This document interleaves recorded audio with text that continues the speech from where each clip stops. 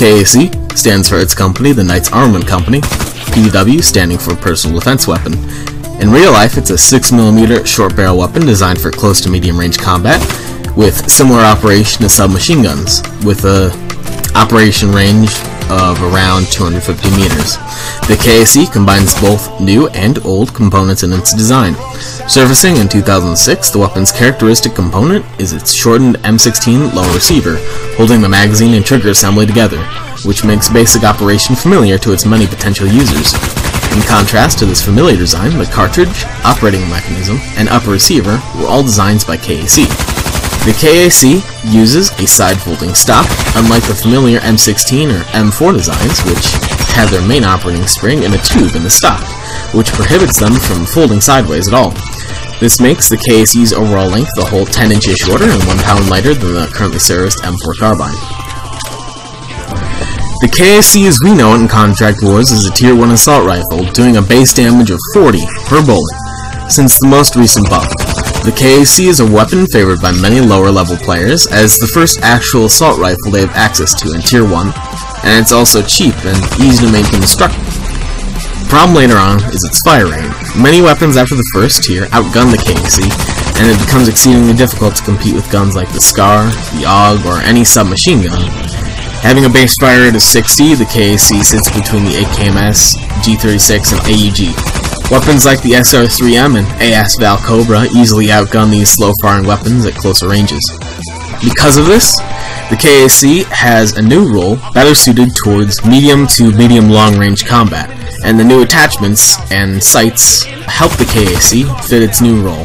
The different sights can be put in separate categories: collimators, red dots, aim points, hollows, medium to long-range optics, and hybrids of these categories. Each sight has its own benefit over the other, exceeding in-game stats. Most aim points and collimators in Contract Wars have a slim and compact design, keeping the outer housing to a minimum. For competitive players, this is key to maintaining an up-to-date status progress of how the battle is flowing. For more competitive players, this gives them a better view of the field in front of them, which is generally good for seeing where the enemy is. Having proper target acquisition greatly depends on how much screen space your sight covers. Small housings usually allow for a greater field of vision, but generally offer low to no magnification at all. When picking a sight, you should always consider what kind of range you're going to fight in. Having an aim point or red dot sight with low magnification on a rifle meant for medium to long ranges won't benefit you as much as a medium to long range scope would, such as the ACOG or Leopold ×4. It's all dependent on how you would think the weapon feels when picking a sight. Different sights boost different stats of the gun, lowering recoil, increasing accuracy, but also slowing you down by giving you mobility penalties. Having reasonably low mobility doesn't impact you when you keep your distance to a target. Making good use of your optics in different situations will lead you to an easy victory, regardless of your opponent's weaponry. Like the aforementioned tip, whilst picking sights, choose a sight complementing your style of play, or complementing the aesthetic feeling and appearance of the gun at the cost of screen real estate. Having tested almost all the sights on the KAC, I can give my opinion quite objectively on what I think is the best weapon customization combination for the KAC. Bear in mind that SP requirements heavily influence the build of a certain weapon customization mod combination. For instance, gunsmith skills are highly influential, and they make it more favorable to use silencers than someone who doesn't have gunsmith included in their skill tree. Having a 75% reduction to whatever damage hit silencers give you might pull you on a competitive edge over a player who doesn't have these skills. This way, you won't have to settle without silencers and can focus your build mainly on flanking from longer distances. An example on this is the KAC outfitted with the ACOG sight, laser optic, and heavy muzzle brake versus the Spectre silencer, a heavy silencer, which is nicely balanced between damage and penetration reduction versus accuracy gain and mobility loss. Without gunsmith, the muzzle brake is a more viable option because the KAC has, with plus 15 damage and clan skills, 59 damage in total. Having a damage reduction to a gun that fires as slow as the KAC will only put you in a negative position, because you'll pop up on the minimap when there's enemies in close vicinity, whereas with the gunsmith skills you can hide your presence on the minimap and deal 58 damage on armored targets. The KAC has all three different kinds of attachments available to it: the muzzle devices, the sights, and the tactical devices. First off, tactical devices, it's pretty much an easy choice. The PEQ-15 has the best stats, and while it does reduce mobility by 5, I would say that difference is kind of acceptable for the plus stats that this gives. Plus 5 accuracy, minus 2 recoil, and the plus range. Very important to make the KAC more medium rangey, and I think that's the best fit for this assault rifle. Then you get to the muzzle devices.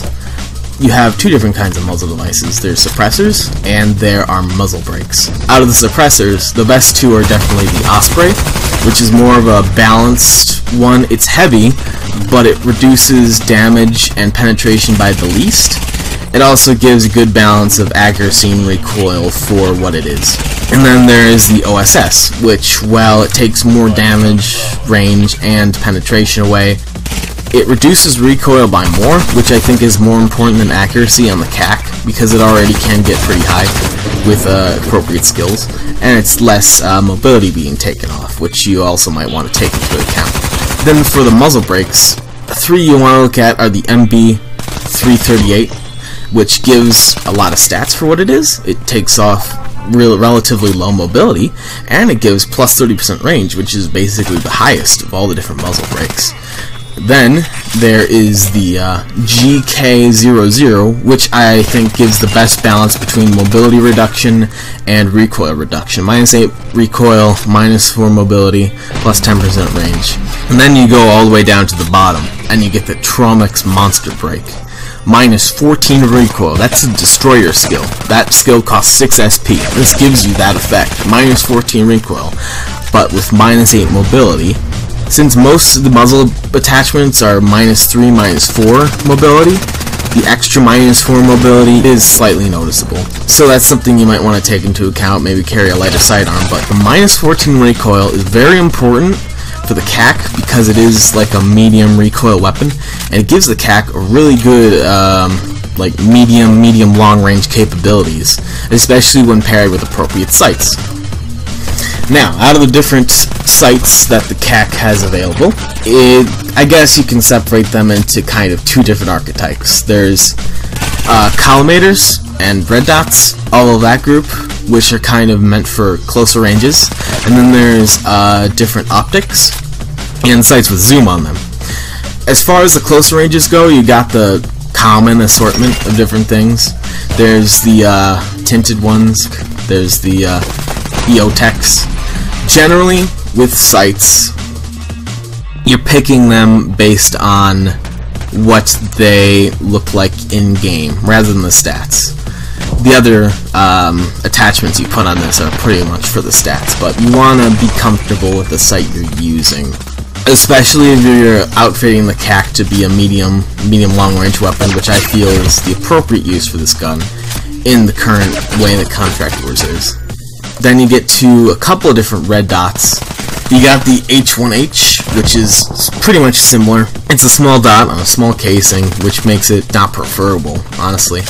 So then you get to the longer range sights. And this is where it kind of becomes more important to kind of what I'm saying about the KAC being better at medium ranges. You want to choose a sight that has a wide lens, so you're able to see quite a bit, and a tolerable zoom.